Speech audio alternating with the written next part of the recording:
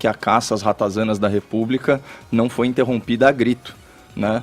A prorrogação da força-tarefa pela procuradora Raquel Dodge é um ato formal e simbólico, que assim escancara a legalidade absoluta da Operação Lava Jato. Isso tudo apesar da campanha de desinformação e da campanha de assassinato de reputação promovida pela imprensa militante. Lembrando ao ouvinte que, ainda que as mensagens hackeadas fossem verdadeiras ou sejam verdadeiras, o Conselho Nacional do Ministério Público não vê irregularidade na conduta do então juiz Sérgio Moro. E agora, juntando a esse coro aí de juristas sensatos, nós temos o ministro progressista do Supremo Tribunal Federal, o Luiz Roberto Barroso, que adjetivou a Vaza Jato com muita propriedade, abre aspas para o ministro progressista, uma fofocada produzida por criminosos.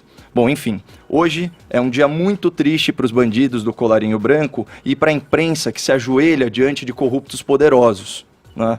Dia feliz para mim que não sou nenhum nem outro. E a ensejo desse dia histórico que houve essas falas inflamadas aí do presidente do Supremo Tribunal Federal, o senhor Dias Toffoli, que no delírio de grandeza soltou essas pérolas que nós fomos obrigados a ouvir, e é sobre isso o meu comentário. Primeira pérola, abre aspas para o Dias Toffoli: a Lava Jato só existe graças ao Supremo Tribunal Federal. Não, ela existe apesar do STF, que criou dificuldades explícitas e também implícitas, veladas. Basta comparar os resultados da Operação Lava Jato na primeira instância e no STF. Eu estou com números atualizados aqui. Em Curitiba, a Justiça Federal contabiliza 244 condenações contra 159 réus. Penas que, somadas, ultrapassam 2.240 anos de cárcere. Já em Brasília, no STF, certo? Portanto, o tribunal reservado aos poderosos que têm o quê? Foro privilegiado, outro absurdo dessa república, só um julgamento foi realizado, certo? E é de um deputado que, adivinhem só, tá solto, né? Aliás, o ouvinte, ele vai lembrar do esforço da força-tarefa em não contaminar alguns dos depoimentos dos delatores e das testemunhas do Petrolão com nomes de políticos que tinham foro privilegiado. Pedia para o delator não falar o nome. Isso por quê? Para que o processo ele não subisse de jurisdição e ato contínuo fosse engavetado em algum gabinete do STF. Né? Mas vamos seguir adiante para a segunda pérola proferida aí pelo ministro Dias Toffoli na palestra para grandes empresários. Abre aspas. O que não pode se permitir na República é que se aproprie das instituições. Ué, mas não é exatamente isso que a composição atual do STF está fazendo? Que os ministros, né, da atual composição estão fazendo com o STF. A gente não pautou aqui nesse programa o estudo jurídico mais importante desse ano, que foi publicado essa semana pela FGV. Olha só, em 111 ações de suspeição contra ministros do STF, nenhuma foi a plenário. E houve repetidas e repetidas violações ao regimento do tribunal no julgamento desses pedidos, certo? Então, essa é a definição de você se apropriar de uma instituição, que é o quê? Atuar conforme as suas próprias regras. Você é o dono da bola, então você comanda o jogo. E para fechar, né, a última pérola, ela destaca assim de forma patente a inveja do presidente Toffoli. Olha o que ele diz, abre aspas: uma nação não se faz com heróis, mas com projetos. Ora, aquele que não é e que nunca foi herói, ele repudia o heroísmo, porque ele tem inveja do herói. É aquela lição de moral encerrada na famosa fábula de Esopo, a raposa e as uvas, não é verdade? Diante da impossibilidade da raposa de obter as uvas que estão numa vinha muito alta, ela desdenha delas. Ela fala o quê? As uvas estão verdes. O herói, ele não é perfeito, mas ele tem o caráter superior, ele não é unânime, mas ele é admirado por muitos. E a história da humanidade, ela é repleta de heróis. Eles têm um valor simbólico, que eu reputo como fundamental. E isso vale do Winston Churchill até o Ayrton Senna, certo? E eu discordo muito dessa última frase, porque a nação ela se faz com heróis e com projetos. Então é possível, diante de um projeto como é a Lava Jato, de combate à corrupção, certo? Que privilegia o princípio da isonomia, a igualdade de todos perante a lei, você tem um herói à frente desse movimento, um herói moderno. Certo? O ponto fundamental que desperta a inveja do Dias Toffoli é o seguinte: nas páginas da história vai ter um capítulo inteiro para Lava Jato e para o juiz Sérgio Moro e nem um rodapé para esse advogado petista, porque quem nasceu para Dias Toffoli jamais será Sérgio Moro. O Edgar, e por falar em Dias Toffoli, neste momento os senadores da República receberam a deputada estadual Janaína Pascoal, que discute o impeachment, né, um pedido de impeachment do Dias Toffoli, com base aí em processos judiciais que ele suspendeu ali do COAF e da Receita Federal, sem determinação da Justiça Federal. Então a Janaína Pascoal levou este pedido de impeachment aos senadores e eles estão discutindo as formas desse processo poder avançar ou não. Mas sim. Olha, a gente está nesse entrave de tempos para cá e existem embates em todas as frentes, em todos os campos. O do judiciário é mais um deles. Todo esse texto aí que vem sendo publicizado pelo The Intercept e os seus parceiros na divulgação dessas conversas dos procuradores na condução das coisas da Lava Jato, né, dos processos envolvendo a Lava Jato, a maneira como foram conduzidas as ações, apontados já as exorbitâncias cometidas ali.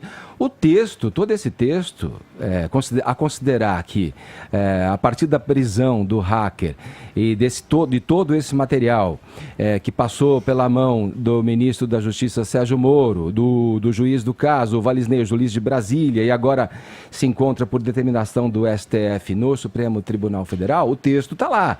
Quer dizer, eles são detentores a se basear pelas informações que estão sendo veiculadas do texto original e que poderia confirmar ou não. É aí que está o conteúdo e a precisão daquelas mensagens que estão. A assessoria do Ministério Público, ela é recorrente numa resposta meio que default ali. Ele responde sempre, olha, ele não reconhece a autenticidade das mensagens roubadas e a partir de um crime cometido, beleza, tudo bem. Aí a questão da gente voltar o olhar para o conteúdo. Uma vez que está lá o texto, as autoridades competentes podem observar a similaridade ou as coisas que estão sendo ditas nos conteúdos ali. Com relação à condução, um procurador que articula com movimentos populares, que conspira informações, que debocha, que coloca ali, olha, eu não posso dizer isso, mas vou me manter aqui, mas é o que eu penso, e como é revelado nas conversas, certamente, para qualquer leigo, está extrapolando as atribuições do seu cargo. Olhando para o conteúdo das mensagens. O resto vira uma narrativa política de, se você está colocando o olhar e o foco e a luz nessas mensagens, você é isso, você é aquilo. Se você desqualifica as mensagens de uma maneira geral, fechando os olhos para o conteúdo que elas revelam, você então está enquadrado também em outro movimento. Mas para mim, sei lá, olhando aqui as últimas revelações dessa ligação com os movimentos populares, como Vem Pra Rua, ou nas ruas, o próprio Instituto Moody, sendo utilizado, aí, como se diz no jargão da política, como laranjas, para pressionar politicamente ali a escolha de um relator da Lava Jato após a morte, por exemplo, do ministro Teori Zavascki, ou a escolha do novo procurador da República, quando ainda era presidente o Michel Temer, a pressão em cima do Alexandre de Moraes, um dos quadros do Supremo Tribunal Federal, sobre aquela questão que envolvia a aprovação, enfim, a execução da pena após o julgamento em segundo grau, em segunda instância. Bom, ali, se você olha os conteúdos e entende que o conteúdo está na mão das autoridades e que aquele conteúdo tem a veracidade, você vai saber que o procurador adotou um lado ali e fica evidente dentro da narrativa o lado do espectro político no qual o procurador atuou. Não é à toa que no próprio Conselho Nacional do Ministério Público tem processos ali e há a possibilidade de abertura de processos administrativos.